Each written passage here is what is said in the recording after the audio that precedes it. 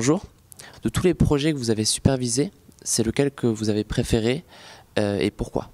Alors je crois que dans les projets à dimension émotionnelle et humaine, celui qui m'a vraiment impacté fortement, c'était l'Ironman, même si j'étais pas en organisatrice, mais j'étais dans l'équipe d'organisation, parce que la dimension de l'événement est extrêmement humaine. Le deuxième, ce serait le TEDx, puisqu'on est vraiment sur une équipe très rapprochée, avec beaucoup d'interactions.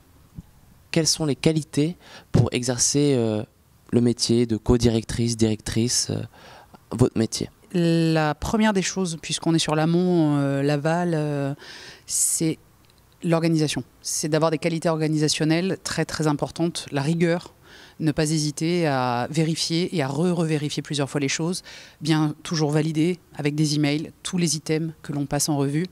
La deuxième chose qui est très importante, c'est le sang-froid. Sur un événement, c'est très demandeur en termes de fatigue, en termes de relations humaines, d'interaction avec les gens. Il faut vraiment garder son sang-froid du début à la fin de l'événement et avoir une qualité et un plaisir d'échange et de partage, non seulement avec le public, mais avec les équipes. Ce qui peut faire le plus peur à un étudiant quand il pense à son futur métier, c'est le concept de l'ennui, de la routine. Est-ce que vous, dans votre métier, vous vous ennuyez ? Dans l'événementiel, c'est vraiment une chose qu'on ne connaît pas. À moins de faire des événementiels à l'intérieur d'une boîte et d'organiser des événements en interne, ce qui représente toujours plus ou moins les mêmes thématiques et les mêmes sujets, le fait d'être en indépendant et de justement avoir un champ très très large, voire illimité d'action, fait qu'on n'a pas du tout cette notion d'ennui et de côté rébarbatif.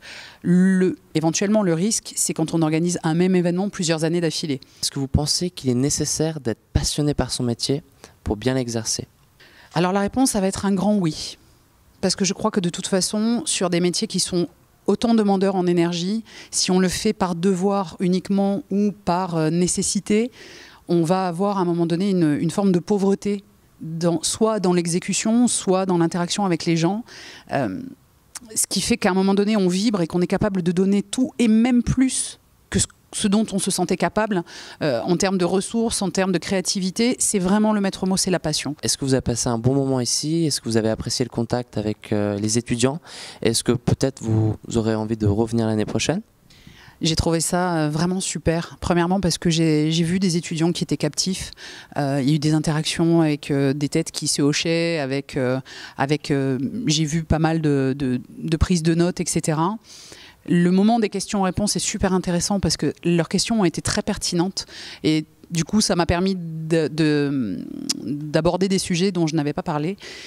Moi j'estime que la transmission est quelque chose d'extrêmement important, donc oui c'est un vrai grand moment de plaisir pour moi et avoir l'opportunité de partager avec des futurs organisateurs, peut-être qui étaient dans la salle, ce que moi j'ai appris au cours de mes 15 dernières années, c'est vraiment important et un grand oui, si on me réinvite, je répondrai.